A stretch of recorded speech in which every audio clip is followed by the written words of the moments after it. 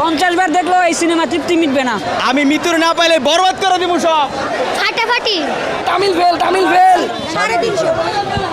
350 টাকা করে। ভাই ছবি দেখতে পারি না, অনেক টিকিটই লইতে পারতেছি না। যে ভিড় বেড়া চুরি করে টিকিট বিক্রি করতেছি 350 টাকা 70 টাকার টিকিট।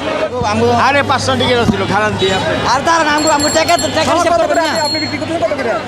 আরে 5টা টিকিটই নেই, কি বাজার করে টাকা দেন।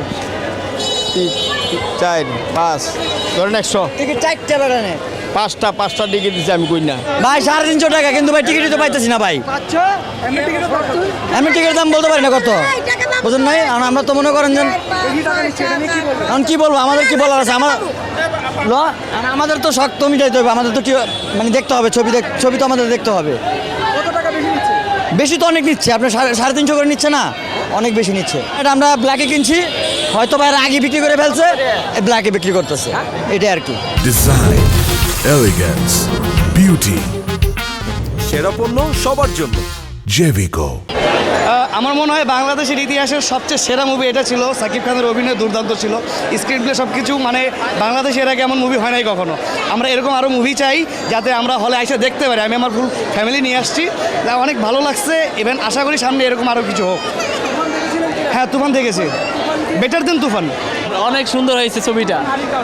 Nice the last scene was amazing, ঠিক আছে, ছবিটা অনেক ভালো লাগছে, টান্না উত্তেজনা ছিল।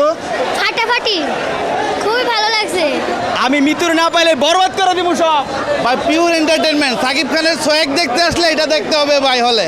সেই ওভারঅল আছে সবকিছুই ভালো। মানে আপনি সাকিব খানের মুভি দেখতেছেন, আমাদের সাকিব খান ভাই ফাটাই দিছে ভাই, এক কথা 100। তুফানের অনেক দূর ওভারটেক করছে, তুফান থেকে অনেক ভালো করছে।